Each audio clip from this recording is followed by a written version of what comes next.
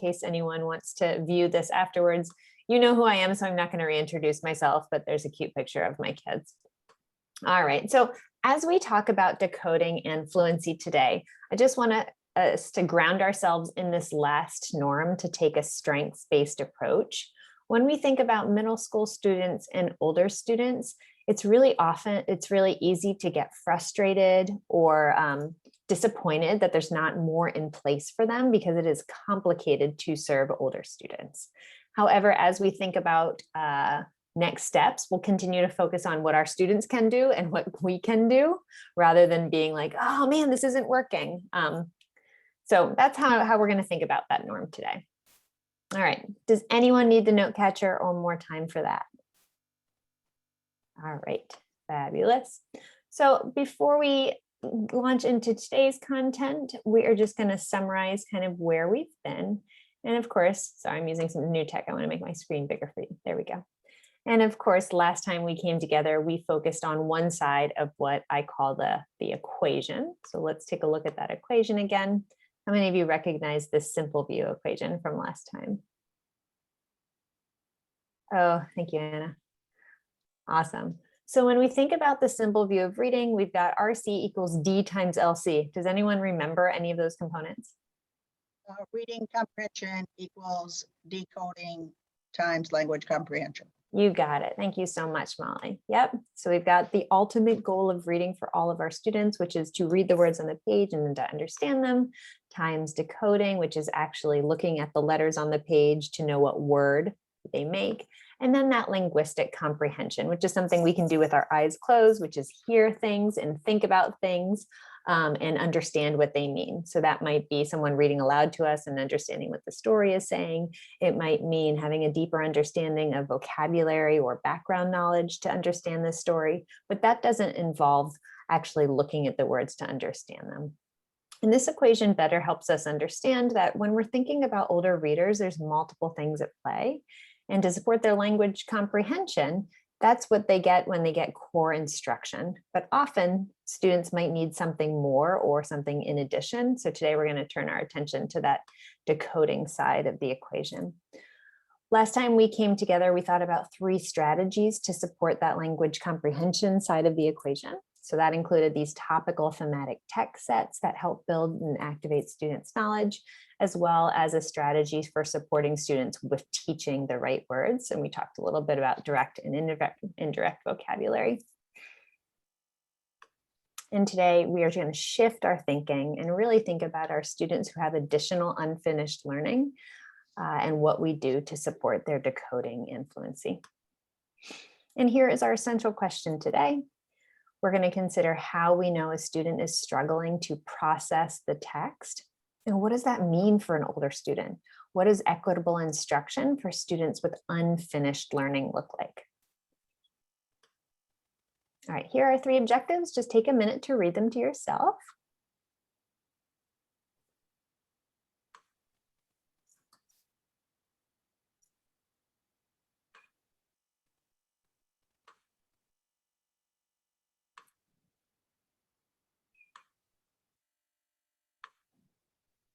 Just give me a thumbs up once you've had the time to read through them.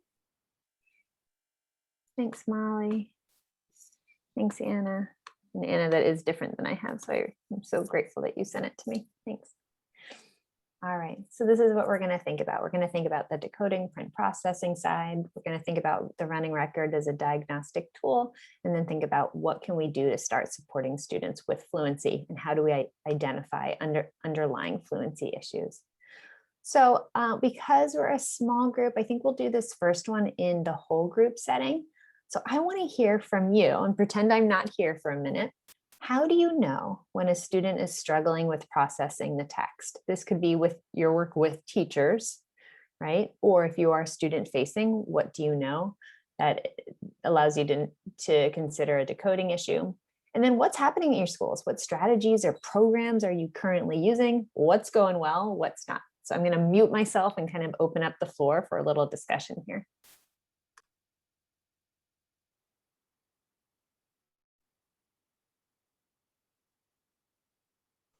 So for us here, we're in a situation that we had some students move in, that a family move in, that we have an 8th grader at a kindergarten.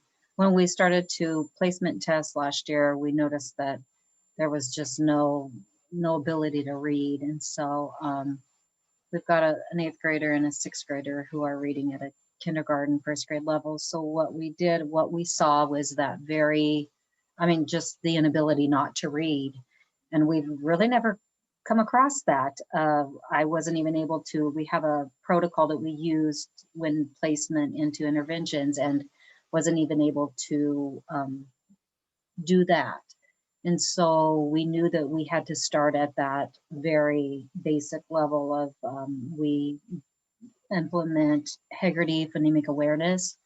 And then we also started with sound partners last year. This year, instead of sound partners, we liked sound partners because it had that connected text for them, but they really weren't at that level yet. So we have really hit phonemic awareness this year with those students, and we are doing corrective reading decoding A is what they had both placed into. And so they're making progress. It's probably not as quick as we'd like to see, but like I said, having this be my support, and then sitting in on about every webinar I can get my hands on to see what we can do to help these students has been huge this year.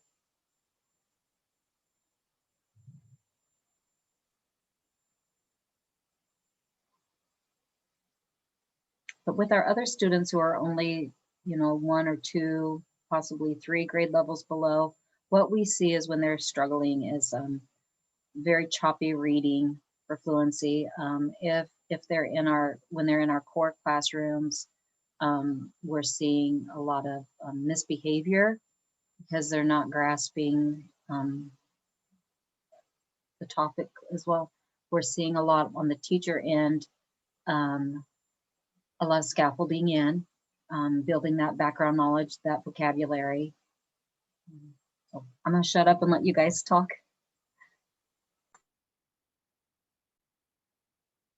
We have a variety of levels, and Madison comes in and takes a few kids every once in a while, and she does different strategies with them. And then how I know what's going on is in discussions, especially in the bigger classrooms, they're just not comprehending even what we're talking about. And if they can listen to the story, and even with just that, just basic questions, they're even having a hard time with that. So I can tell the ones that are really struggling and try to work with them. So it sounds like we've got a kind of a wide variety of different profiles of older readers, right? So it's not like the students that can't read and the students that can. That's not how it works, right? There's students who are still learning to do different things. And Diane, thank you so much for naming that student who came in without a lot of phonemic awareness. We don't see that a lot with older readers, but we are going to talk about that today. I also chatted you a really great website, a really great organization that has so many free tools for just the students you're thinking about, called Really Great Reading. And today too, I'm going to give you a list of different websites that you can get foundational skills resources from. And Diane, I'm so impressed that you have access to corrective reading, that you have access to Heggerty, sound partners. Like, I don't hear that typically when I think about middle and older high schools. Like, those resources are kind of unknown, and people to teach them and diagnose those issues doesn't happen a lot. So that's exciting that that's happening at your district. And Molly, I heard you talk about in the classroom, you're trying to provide a lot of supports. You're thinking about how to support student with comprehension, how to continue those scaffolds. So when we think about these older readers, we're seeing that students don't look the same. They have a lot of different needs, and we have to be able to support those different needs, but often this is really difficult to do. And so what we're seeing here, the inherent issues for older readers first, is that often, Diane, we don't have those tools, right? So we might use categorical assessment. How many of you use the MAP assessment? All right, most of us do. That's typically what's used for older readers to actually place them into classes. And that's a categorical score. Well, it's a quantitative score. Go ahead, Diane. Well, we use MAP, but we also use Ames Web Plus, and then up to 5th grade, we use Acadians, and then our 6th through 8th uses Ames Web. Awesome. So would that's that fall under that also? you're at least you have a kind of a variety of different assessments. So you've got your end of year assessment is kind of like a screener, right? And then you've got your map as another screener, and then you're using another piece of data, Ames Web, which is great. It still only tells part of the story. To me, those aren't enough tools to say like this kid needs an additional, oops, sorry, Jessica, this kid needs an additional intervention or this kid does not. But I think when we think about schools, middle and high schools, that's for you, Jessica. When we think about middle and high schools, often they're not using as much as you are, Diane, to figure out how to get kids what they need. So that's part of the puzzle. Assessment for older kids is hard and complex.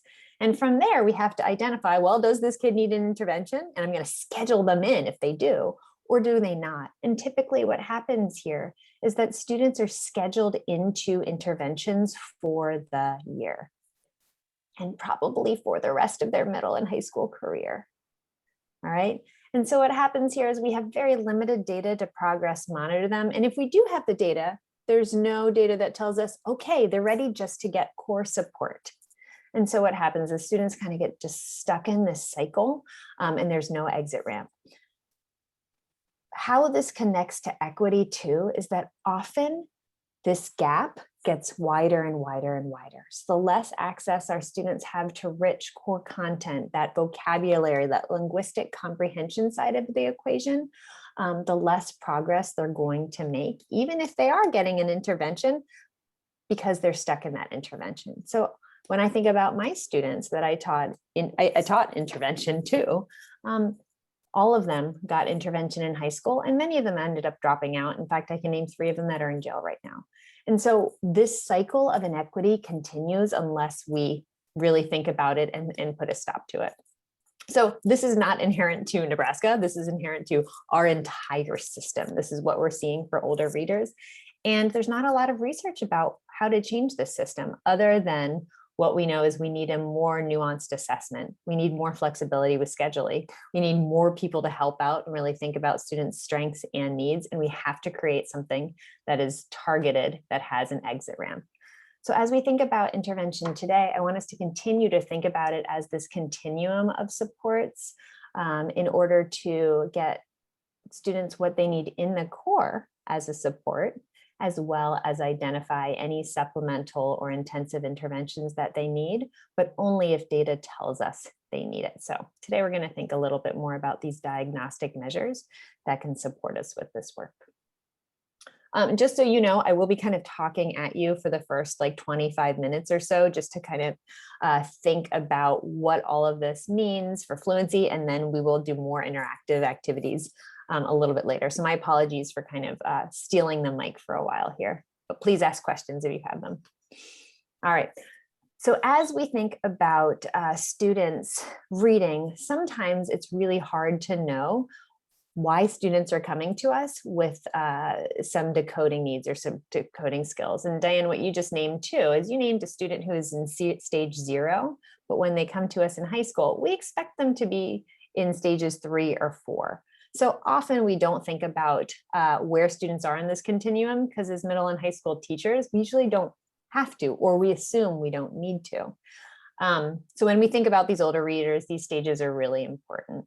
So a researcher named Jean Shaw kind of looked at a whole bunch of data and identified that there are these stages that students go through to develop reading skills. This was done in 1983. So as she thought about these different stages, she identified that these first 3 stages are when students are actually learning to read the code, right? The decoding side of the equation. And then after that, they're not taught decoding skills anymore. We're assuming that they can read. And in this case, then they're devoting their cognitive energy to reading to learn, right? So I'm sure you've probably heard these 2 stages, learning to read, reading to learn. We also have to know that as students are learning to read too, they're developing that linguistic comprehension knowledge. It's not just decoding, where they're still kind of developing that ability as well. So when we look at these first 3 stages, this is where students are supposed to acquire those decoding skills. These also exist in the state standards, but they're only K2 standards. And so as middle school and high school teachers, we're not going to see any of these things in our standards, which would make us a little less familiar. So in stage 0 here, students are starting to accumulate knowledge about words and books by being read to. They're starting to learn how to rhyme and hear different patterns of sound. Then they start reading a little bit. These are our kindergartners and our first graders. They're mapping sounds to letters. This is also called phonics.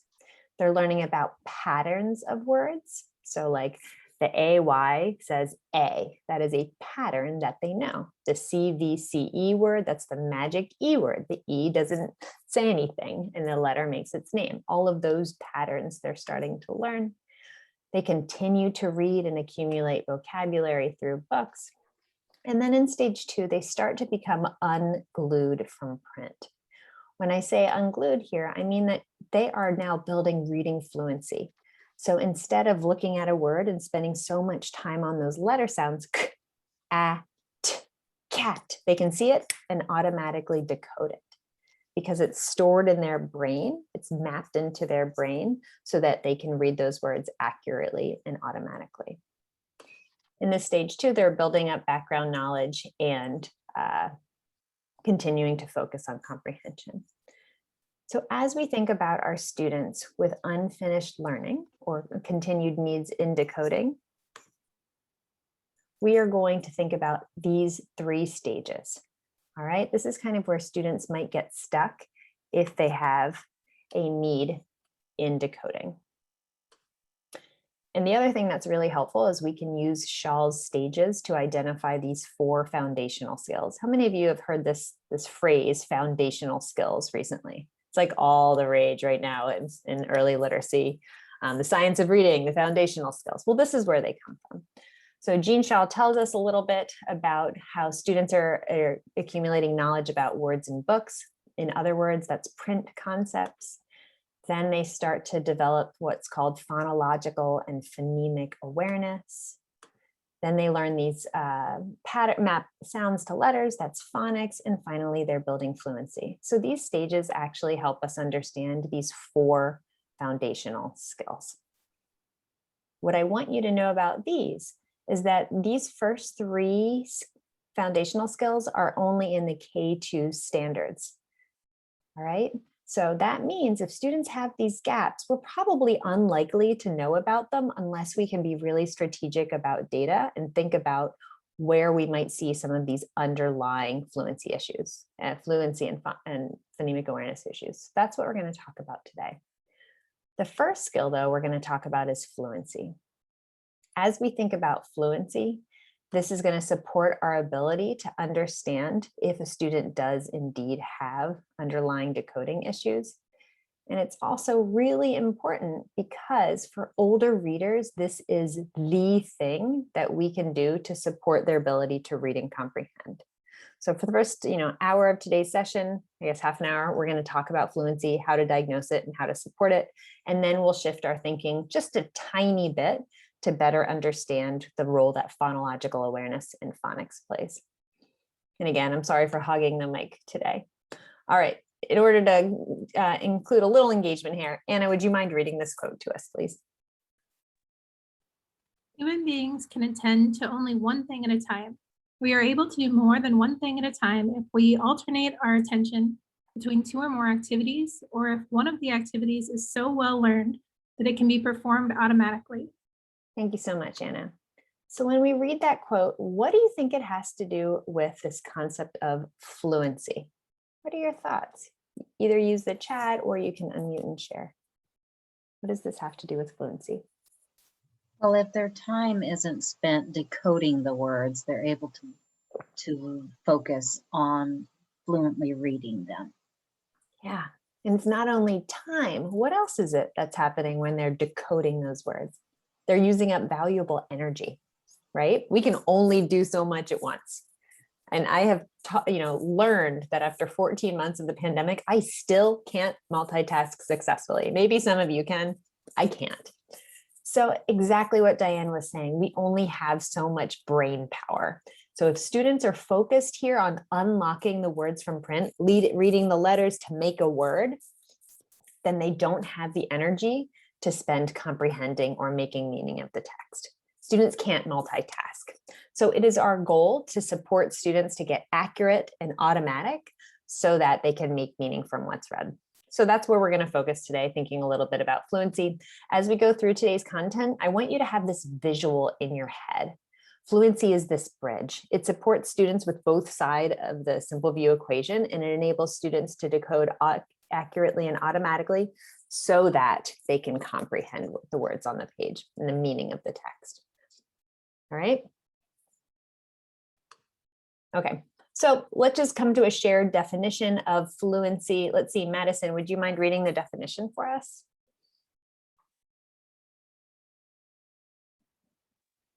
Fluency is accurate reading of a text at appropriate rate with appropriate expression. Thank you so much, Madison. Does this align with all of your understanding of fluency? Yeah, right. We've got these three components. We've got accuracy, we've got rate, and we've got expression. The other thing we have to remember is that fluency is in service of understanding. So if a student is reading fluently, we want them to be able to read and understand. But students can also trick us. They can read a passage fluently and they could not comprehend. They might be reading too fast. They might have been in an intervention that really prioritized them speed reading. That's actually not the purpose of fluency. So every time we support a student's fluency, we have to ensure that it's in service of comprehension. All right, so here I'm going to ask, let's see, Diane, would you mind reading this quote for us?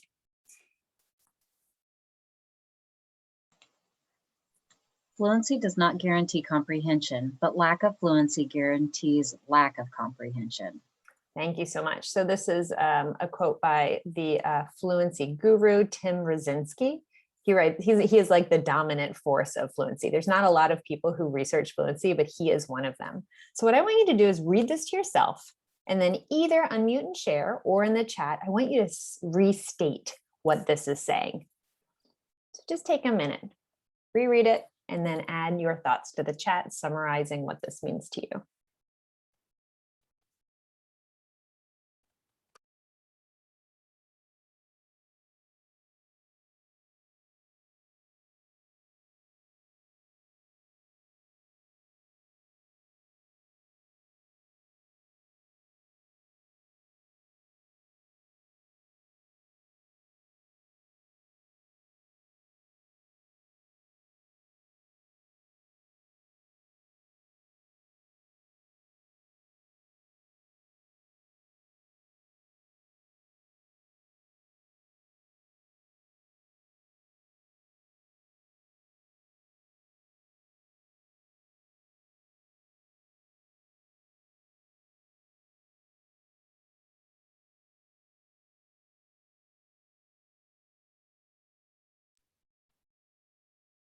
No problem, Anna.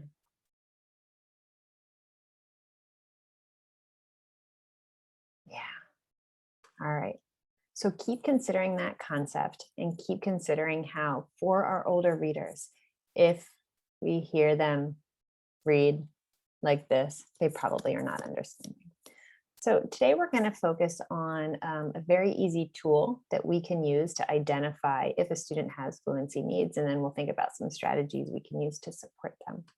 Last time we were together, I gave you a differentiation one-pager, and it had these three buckets: motivation, knowledge and vocabulary, and fluency on it. Do you remember that? Okay, I'll resend it in the follow-up email as well. So as we focus on fluency today, we might see these things. We might see a student reading with low accuracy, skipping words, making a lot of errors. We might see a very slow labored reading rate or just a low reading rate. We might see them read like a robot or read really, really, really fast without expression, not attending to any of the commas or periods or changing voices when a character reads, those kind of things. And then we'd likely see that they're not reading to understand.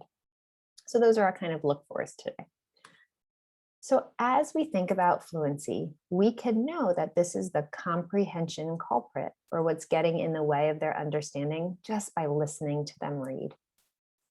When we think about older readers, we often think about them reading silently to themselves. We actually don't know what they're reading when they're reading silently. So asking them to read out loud to us, even a whisper read for 30 seconds to a minute, gives us so much valuable diagnostic data. This is also what my dissertation is on, so I feel very strongly about this. All right, and so this is called ORF, oral reading fluency, just a fancy name for read to me. I want to know what's happening in your brain when you're reading. And so today I hope to convince you that this is actually a habit we can build for our older readers and for our teachers to lean in and listen. How many of you already do running records or support teachers that do running records? Again, a running record is just listening to a kid read aloud, not having a computer doing it, but you do it. Okay, so some of us do and some of us don't. All right, so I'm just going to kind of go through the nuts and bolts of what this is. We're going to listen to what a running record could sound like, and then we'll analyze some running record data. All right, so first, we just ask a student to read a passage aloud. This doesn't have to take a long time. I would ask them to read for 30 seconds or a minute. Then as the student reads, I can either tally up how many mistakes they make if it's not a text I have in front of me, or I can write down the words that they're saying incorrectly. Once the student is done with that 30-second or minute-long read, I would calculate their rate. So if I'm asking students to read for less than a minute, I'd actually time them because I want a word per minute on that. I'd calculate their accuracy score, and then I'd indicate whether or not they read with expression. And so the research has shown us that expression actually can be a proxy for comprehension. So if we don't have the opportunity to be able to ask them a whole bunch of comprehension questions about a passage, we can use expression as an indication of whether or not that kid understood the text. And finally, we use that data to think about that particular student's strengths and needs. Fluency comes with a lot of different components. So it's not that this kid needs fluency support or this doesn't. It's, ooh, what's happening here? Do I have to support the student's rate? Are they inaccurate? And then we can plan scaffolds and supports, and fluency can be supported in the core classroom. All right. So from doing this, we get a lot of data. Just take a moment and orient yourself to this chart.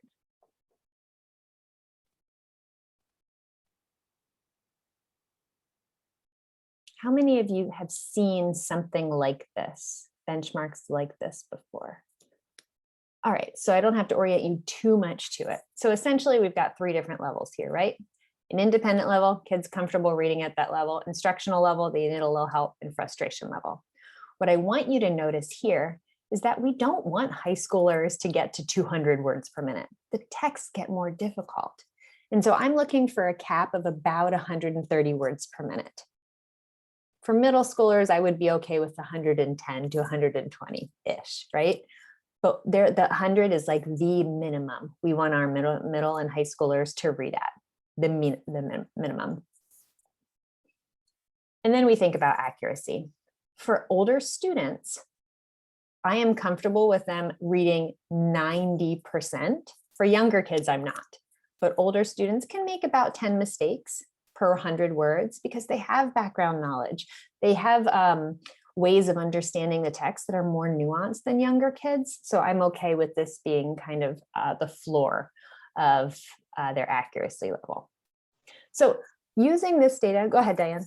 No, I'm glad you said that, because when it was saying the words per, when I was reading words per minute, I'm thinking, what about correct words per minute? And then when you said, you know, you sort of pound accuracy, but you're not thinking about that background knowledge. So thank you for saying that. Yeah, and I've changed my thinking on this over the last decade, probably over the last 5 years. So I used to be very particular about exact words correct per minute rates, their accuracy, and this was their level. That is what I did. That is what I preached. And then I realized that I was actually not doing my students a service. And because I had such hard bench lines, I wasn't thinking about what they were bringing to the table to support them. And so one shift I've made in interpreting these results and thinking about this independent level where a student's comfortable reading and doesn't need support, this instructional level where they need a little bit of support, and this frustration level is that I think about this as far as the text level. What do I need to do to support students to read and understand this text versus what level is this kid? All right, so we don't level, and especially middle schoolers and high schoolers, they don't have one level. They have many, many, many different reading levels. So if we give them something like the Fontes and Pinnell benchmark, has anyone heard of that? Okay, the BAS, there are not level M readers. And again, I've changed my thinking about this in the last 7 to 8 years, because this is actually a combination of their fluency and their comprehension. And those are actually very different things. So if I put a whole bunch of kids in a group who are all level M, one might need support with actually the accuracy in the text, and one might need support with comprehension. Those are different things that I would support in very different ways. So we use this information to identify the level of the text for the kid, not the level of the kid. And here's my little image, Diane, to your point, that kids bring knowledge to the text. So this helps us identify the supports, not to level the student. Do you remember this image from the baseball study? Yeah, so this showed us that kids with high knowledge about baseball and high reading ability, and then kids with low reading ability but high knowledge about baseball, they were comparable in how they could read and understand. So we have to make sure we are giving knowledge and vocabulary its due here, so that we're not oversimplifying the reading processes of older kids. All right, so that's a lot of nuanced data, and in a moment we're going to analyze some of that data. The other thing we want to be aware of is that fluency actually gives us insight not only to fluency, but also to know if there's any underlying decoding issues. So Diane, if your students are, when they're able to read a grade level passage, we would notice right away that maybe they were just using beginning sounds. Maybe they were making up words based on the picture. That little running record actually tells us, ooh, there's something else happening here. I need to go explore decoding. And we're going to talk about that a little bit later. All right. The reason I have this rope image here is because this is really hard. I want us to be able to identify what support students need. And I want us to remember that we can scaffold and support them in the core first. And then sometimes they need something additional. So there is that tension between getting students what they need, those intention supports, and ensuring that first those supports exist in the core. All right, so let's go and do a little data analysis here, and we're going to use that running record data to think about why the student is struggling to read fluently. All right, so last time we came together, and the time before actually, we met Mr. Yardley. Do you remember Mr. Yardley? He did this very complicated narrative profile thing. Yeah. So last time just to summarize, he gave 3 artifacts from his unit as like exit tickets to analyze their comprehension data. He had a below grade level text, he didn't scaffold it much. An on grade level text, gave a little bit of scaffolding, the KWL chart. And then he had the above grade level text. That was the Where I Am From poem by the Syrian refugee. So then he analyzed their comprehension on a scale from 0 to 3. So this is what he came up with just a subset of students. These were 4 students in his class, but he did this with all of his students. Do you remember doing this? A little bit? Okay. So this is only half the puzzle. We left fluency out of this, and that's actually the other piece of the equation that's going to tell us the information we need to identify supports. So Mr. Yardley did this with every student in his class. He analyzed their comprehension on these 3 artifacts. What he noticed was that 5 students, Trevor and Jacob, and then 3 more across the board, they were not able to access the on grade level text or the above grade level text, and had some problems with the below grade level text too. So 5 of those students. So he went ahead and he gave Trevor, Jacob, and then 3 more students 2 running records. And here's what he decided to do. He gave them a current grade level text, the Where I Am From poem that they were using in class. He asked them to read it for 1 minute. And then he also gave them the below grade level text. That was a map, and it had a little summary of where the Syrian war took place. he had them read that for 1 minute. So he pulled them individually, and as they were reading, he did a little running record. So for each student, it took 2 minutes. So we had 5 of these students, took 2 minutes per student, so about 10 minutes to collect the diagnostic data. And again, this was based on knowing that these students were not comprehending the text in the unit. All right, one of the students he pulled was named Sarah. And based on how this went last time, I'm actually going to send you this direct link because it didn't work so well to play it aloud. So what I'm going to ask you to do, my apologies, I cannot multitask, I warned you. What I'm going to ask you to do is go ahead and watch this 1 minute and 44-second video clip of Mr. Yardley, that's me in this case, giving Sarah a 1 minute running record. All right, here it is. And I just want you to think, what kind of information is he collecting? One thing to know before you watch it is that the only thing that's a little bit confusing is I play the role of this as Mr. Yardley and Sarah. So you're going to hear my voice saying, Sarah, can you read the passage? And then Sarah saying yes, and it's the same voice. So that's a little confusing. As long as you can navigate that, you'll be fine. So go ahead and click on that video. If it works for you, just go ahead and give me a thumbs up or turn off your camera, and we'll come back together in about 2 minutes. And that video link is in the chat.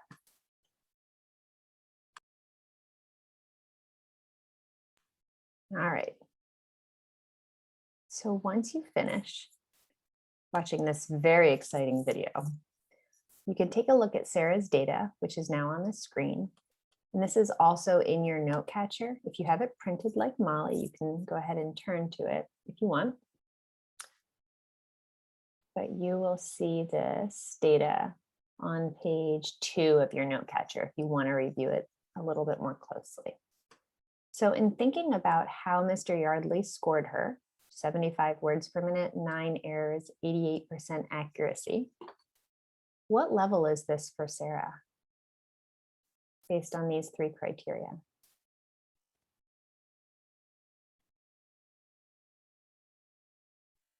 Feel free to share in the chat or unmute and share. Definitely frustration. You could tell when she was reading too, right? Mm-hmm. Yeah, this is what a lot of our students sound like when they're reading grade level text. Yeah, and Brian agrees as well. Absolutely, this is frustration. So what I want to point out here is that this didn't take very much time. So Mr. Yardley already had these artifacts he was using in his unit. You could use other passages too, and in a moment I'm going to give you a link to free passages that teachers can use on grade level and below grade level, but it took 2 minutes. The reason it was so quick is 1, it was a passage that Mr. Yardley had, and he numbered the side. So very, very quickly, he could see how many words the student got correct. 2, he only asked them to read each passage for a minute. So this is something that's really quick to do and gives us diagnostic data. All right. So again, as we're thinking about key points and using this as a diagnostic tool, we want to number the words of the passage ahead. After reading, we can calculate the rate, accuracy, and expression. And then we use this to plan scaffolds for the student, because each student might need something a little different, not to identify what level that student is. All right, so we're going to look at some data. So these are the 5 students that Mr. Yardley identified were not comprehending grade level or below grade level content. So he was concerned and said, I need to go give them running records. So he gave each of them this below grade level passage and then the on grade level passage and collected some data here. So I'm going to put us in some breakout groups, and I want you to look at this data together and think, what is this telling me? You can find this on page 3 of your note catcher. Okay. Any questions before I open your groups? All right. There you go. Your groups are opening, and I will bring you back in about 4 minutes. There you go. All right. So thank you so much for engaging in this practice. This can be really, really tricky if it is something that it's new. So continue to like think about what feels okay about this and other parts that feel a little bit more complicated. So I would love for someone to tell us about what they're noticing with these readers. What are we noticing about, and because I heard some of this in the breakout rooms already, what are we noticing about Antonia and Trevor? What's happening with their reading based on this diagnostic? They are reading too fast and they have no expression. So therefore, you would think that'd be a red flag for comprehension. You got it. They're reading too fast. They're not comprehending what they're reading. Yes. Do they need fluency intervention? No, they don't need fluency intervention. However, if we looked at just the comprehension scores of these students, or maybe map data, or maybe Ames Web data would probably tell us that they're reading fast enough. But if we looked at that map data, we'd probably say, oh, these kids need an intervention. They're not understanding. However, they're just reading too fast. So that's why we have to be really, really careful with this data, because those kids might end up in an intervention, be totally disengaged because they're just there because they're reading too fast, and then never be able to get out of that intervention that they don't need. So this is why we have to be super careful about how we place kids. All right, what are we noticing about Jamie? Anna, what did you tell your group about Jamie?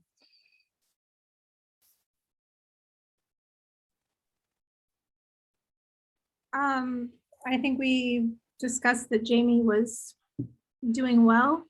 And that just the words per minute maybe could hike up a little bit on the on-grade level passage. Yeah, so the supports for him, he doesn't need a lot, but he needs something that's done really strategically to ensure that he's reading with enough speed to comprehend. Absolutely. And then who can tell us about Sarah and Jacob? What's the story with them?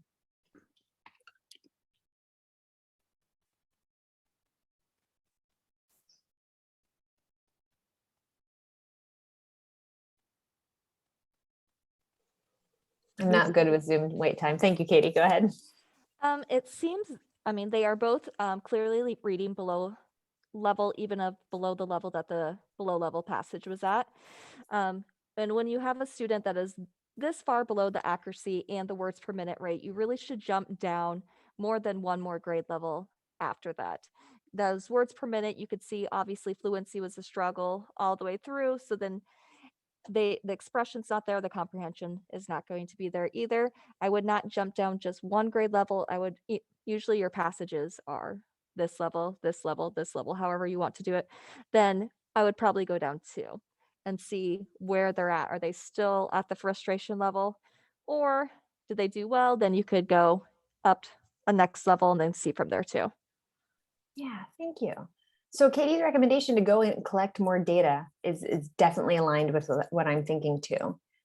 However, if you don't have the capacity to go and give more running records, which most of us probably don't, we could actually pause there and be like, okay, I gave an on grade level passage. I gave a below grade level passage. When I think about those two students, something else is happening. So that these two pieces of data actually tell us there's probably, or there might be an underlying decoding need. We might have to collect other kinds of data to identify kind of where they are in that decoding trajectory. All right, so I'm just going to move through my animations because we already discussed these trends here. Kids reading too fast. Jamie just needs a little bit of support. And then Sarah and Jacob, we need to collect more data and figure out what's going on here. So my point here is that we can use this 10-minute tool for these 5 students, and most of us will have about 5 that we need to give running records to really think about what these students' needs that not only leverages their strengths, but really does align with their needs, which is very different than often the way we think about intervention for older readers. All right, so now we've done this work, how do we plan this instruction? Well, when we think about fluency, we've got 4 major components we're working with. 1, they have to have practice in different texts, not just their instructional level, because kids have different levels, right? Motivation will support them in reading more difficult texts. They need different kinds of genres, grade level, below grade level, above grade level. They also need to hear modeled fluent reading. This doesn't mean we read aloud all of our kids to our books, but it does mean that how might we read different genres? What does it sound like when we're reading fluently? How can I model, have my student practice it, and then model again, right? It also means that for grade level text, students might need repeated practice of a text. We might model it aloud, then Katie's suggestion, we might chunk it and have students each read a paragraph, maybe then they partner read it, and then they independently read it. We have to be really strategic when we have grade level text to, one, have kids read it, and two, offer intentional opportunities to gradually release so that they can own that grade level text. And finally, students need very specific feedback. So we're going to zoom in on these two components just for a moment, and then we'll think about what Mr. Yardley did to support these students. All right, so when we think about repeated practice of text, there's lots of strategies we can use. And so I'm offering you this tool to think about what kind of strategies you might share with your teachers, or if you are teaching, how you might use these in the classroom. This is in your note catcher, but I'm just going to go ahead and chat you a direct link as well. And I'm just going to ask that you take maybe 4 minutes to read through some of these strategies. All right, so there's a direct link in the chat. So just take a moment or so, open that up, and then take the next 3 minutes to just look through this strategy packet of ways we can support older readers with these kind of isolated strategies. And we'll come back together in 3 minutes or so.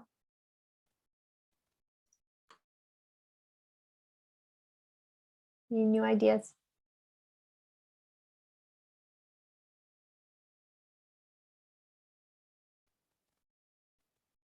All right, we'll keep thinking about using this as a tool. No need to explore it in depth right now, but there's lots of different things that we can use to support our students' fluency, both in isolation or within the context of a bigger fluency lesson. All right, so those are just some practices we can use. And again, the strategy packet is meant to be like take and hand it off to have something to start with fluency practice. So the other part of fluency instruction that's super important is that students need specific feedback. There's all these different components of fluency, so they have to know where they're strong and where they can continue to practice. So as we think about specific feedback, it might look something like this. So take a moment to read the sample fluency feedback. Again, if this is in your note catcher, if you have a printed note catcher, you can look at that as well. And think about what level of specificity we want to use when we're supporting students with feedback.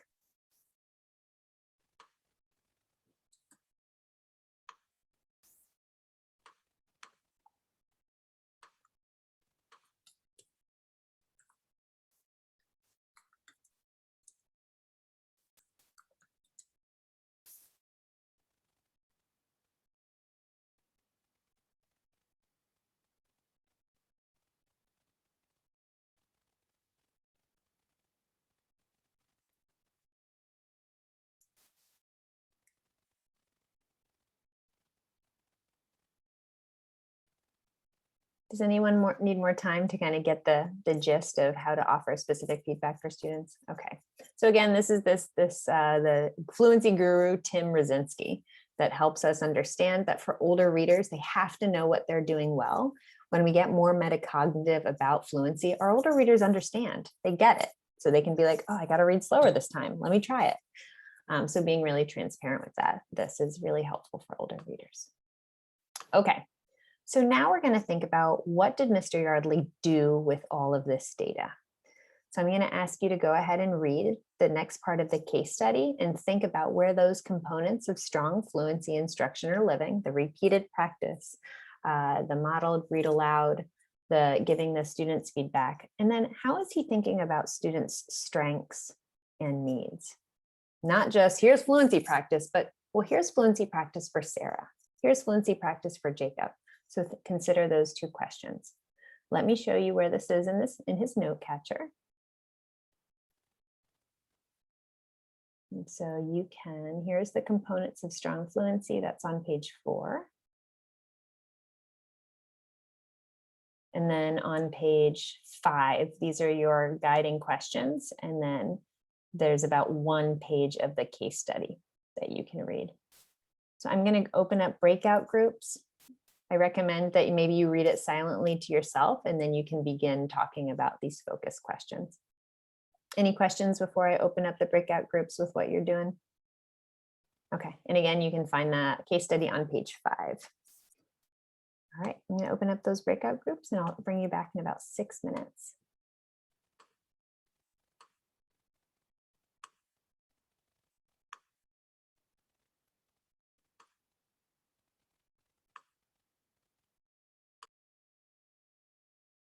For engaging that rich dialogue about what felt feasible for this plan, what didn't feel so feasible. I'm multitasking and resharing my screen, so that's why I'm being quiet. Okay, there we go. So in your groups, I'm going to just share out some of the trends I heard. I heard from Diane, you and Anna were talking about how he was really strategic about that triad because they didn't necessarily need to have a fluent model reading. They were ready to go ahead and practice reading that second component of fluency. So that was really aligned with what they needed, as well as their strengths, and they know how to read this passage. Now they have to practice reading it, given the feedback that he had shared with them and those strategies he had used.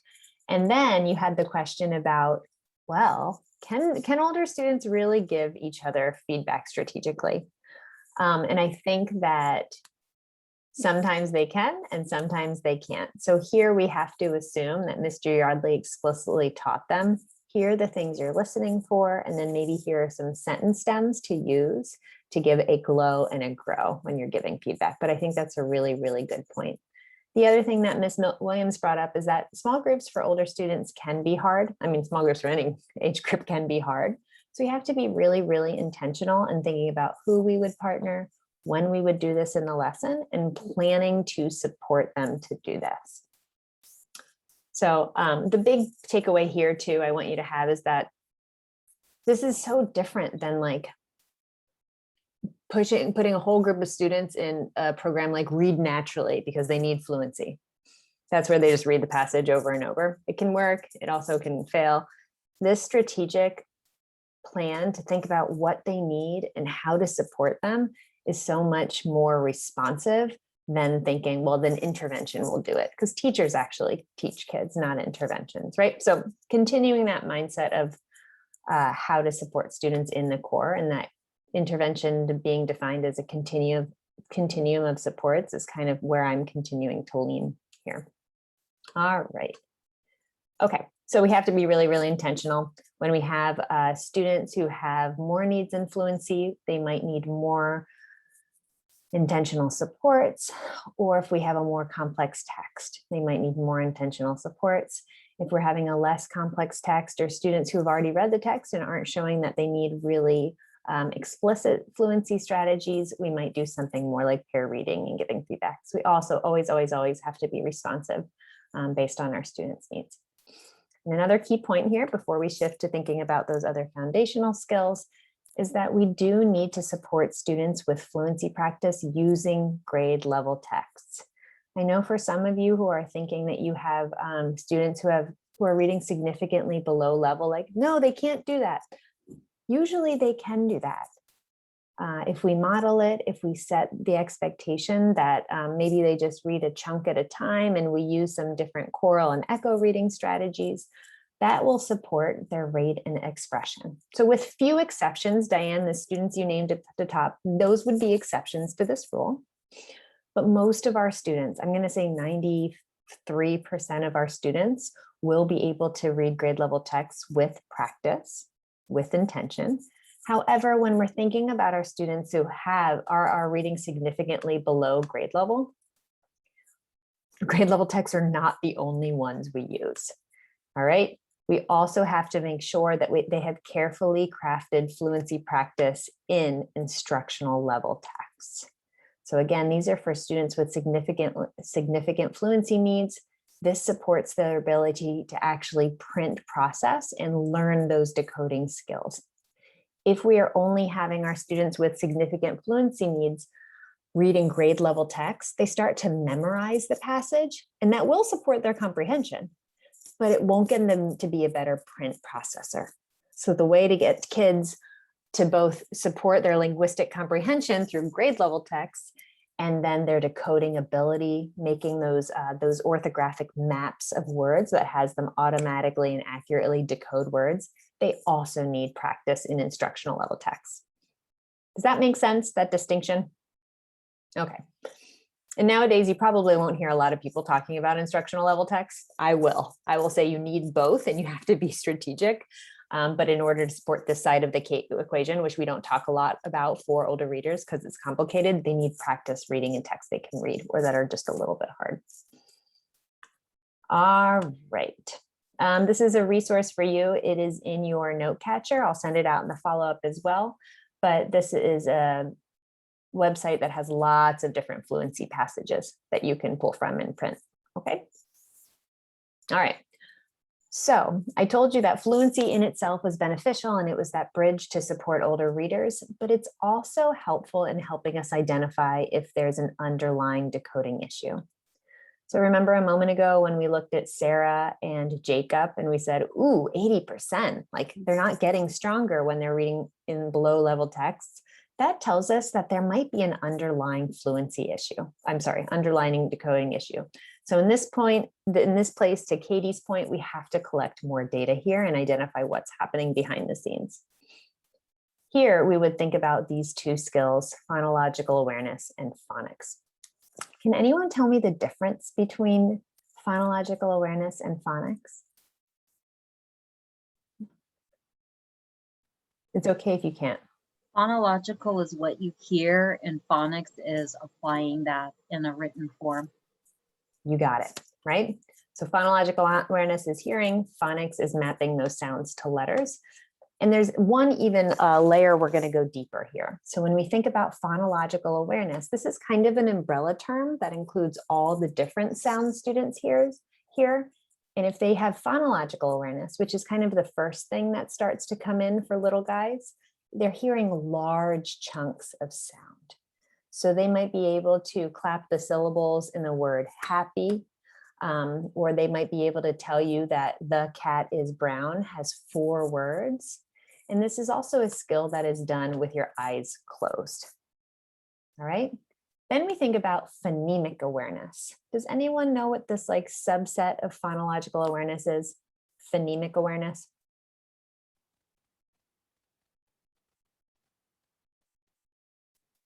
So when we think about, you and guess, go ahead, Diane. Well, I was just manipulating those phonemes, those smallest sounds of. Yeah, small sounds. Yeah. You got it. Exactly. Right. So phonological awareness is the big chunks of sound. And one like subset of phonological awareness is phonemic awareness. And that's when they are manipulating, I like how you said this, the phonemes, those distinct sounds. So again, if you said, how many words is cat? A kid could say 1. How many syllables is cat? A kid would say 1. That's demonstrating phonological awareness. When we think about phonemic awareness, the kid can actually hear or begins to hear that there's actually 3 sounds. K, a, t. This is another skill that can be done with eyes closed. All right. These are both precursors to phonics. And if we have older students who are struggling with phonics or decoding or fluency, we have to kind of backtrack and see, like, is there a need here in phonemic awareness?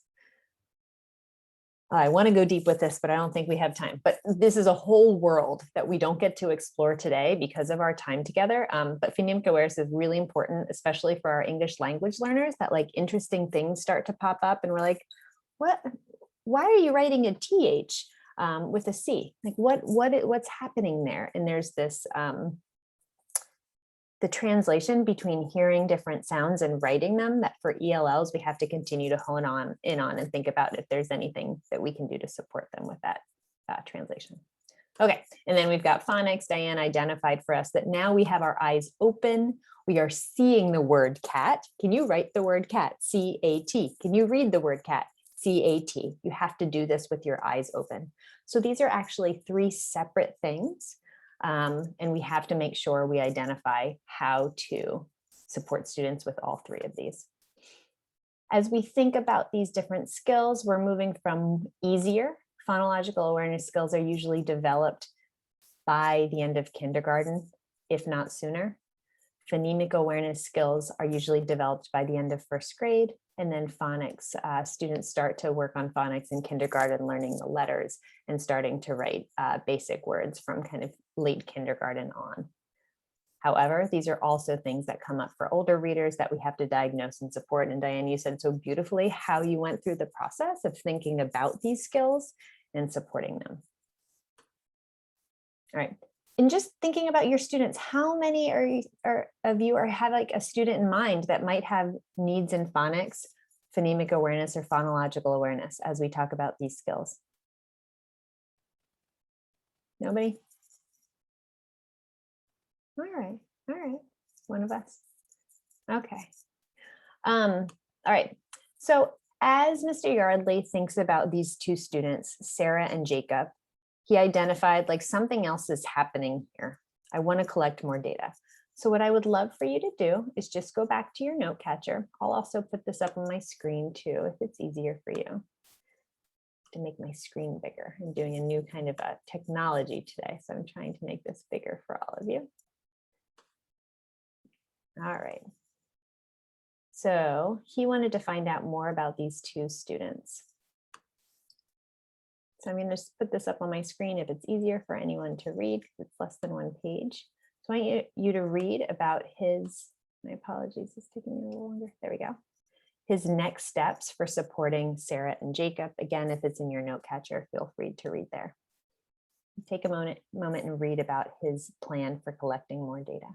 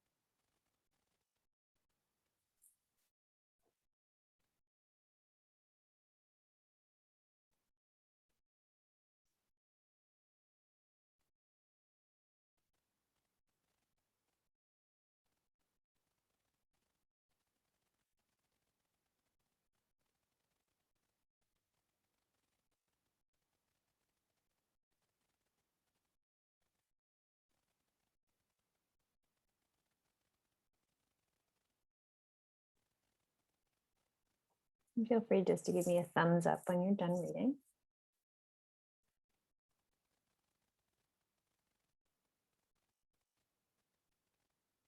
Thanks, Molly. And Diane, too, I can't help thinking about your students, too. A quick spelling assessment would give you so much data about kind of where they are with the code. Yes, and we've done that. And then also the past is one of our tests that we use. Yeah, perfect. Yep. All right. So in thinking about this kind of trajectory here, sorry, I tried to, I didn't want you to have to see all of my tabs. So I'm trying to just show this part of the screen. It seems to be more work than it's worth. So next time you might just see my tabs. Okay. So in thinking about this plan of support, what is similar to or different from the model you're using in your schools? Diane, it sounds like you're doing a lot of these things. That's fabulous. What else? At your other, if you're not in Diane's district, how is this plan similar or different than you would use to kind of think about a student's fluency need, then kind of backtrack and think about those underlying decoding skills? I'd love to hear from you.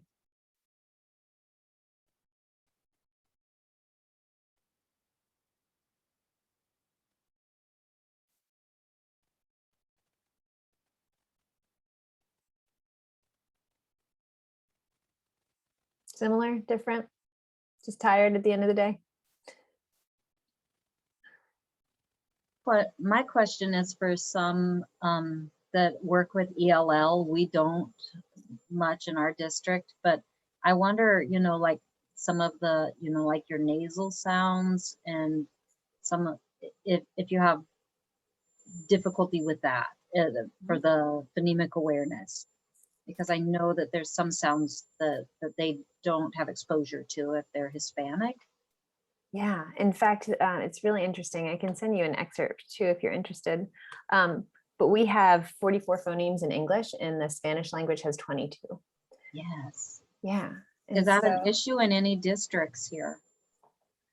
I think it's just something we don't talk about a lot, to be really honest. And we kind of forget I'm speaking in general terms, so keep that in mind. But the power of a spelling test to really understand the speech sounds students are hearing. It's not a spelling test for a spelling test's sake to spell our words right. It's to understand what sounds are students hearing in these words, especially I think for everyone, but especially our students with disabilities who might have an auditory processing disorder. So that's actually hearing the sounds. And for our ELL students when they're learning their L2 and it doesn't match their L1 in the amount of phonemes, we have to use that to better understand what our explicit instruction looks like. So that's a great question. And yes, that is an issue, transferring those phonemes. And so continuing to think about this process is really, really important. No problem. Thanks for joining. We are going to go ahead and wrap up for today. I want to leave you with 2 tools here. The first, actually some words of wisdom and then 2 tools. The first is, in summary, during our sequence, we really thought about this idea of intervention as a continuum. It doesn't mean that if a student has a need, we go put them in intervention class. It means we have to collect more diagnostic data and think about how to support them both in the core and beyond if they need it. Second, thinking about using data really strategically, all different kinds of data to better understand where our student is and what they need. And finally, thinking about if a student requires intensive intervention, that needs to be short, targeted, and include that exit ramp. And when we think about this last piece here, we have to make sure that we are the ones to identify foundational skills, because for older readers, if we don't do this, they won't get it. And they end up in that never-ending cycle of unfinished learning and that intervention year after year, which they may or may not need, but will likely cause them to disengage if they don't need it. So this is our job. And if we don't do this, they likely won't get it. And also just continuing to think about how we can make the supports that we're providing for them developmentally appropriate. All right, so 2 tools for you. The first is a 1-pager on free foundational skills diagnostic assessments. The PASS is on here, which is very similar to the PASS assessment. And then all of the spelling tests are on here as well as the really great readings free decoding assessments. That's the one I recommended for you, Diane. They have lots of free webinars, free tools. And then the second tool I have for you is this critical actions document. So this is a 1-pager again in your note catcher that helps you think about, we have this issue with scheduling or this issue with assessment or professional development. Where am I going to start this next phase of my work? All right. So those are both in your note catcher. I really appreciate the time that you've spent with me over the last year. As you think about next steps too, I'd love for you to just share your takeaways in the feedback document. And I just really appreciate you being here. I'm going to stay on if anyone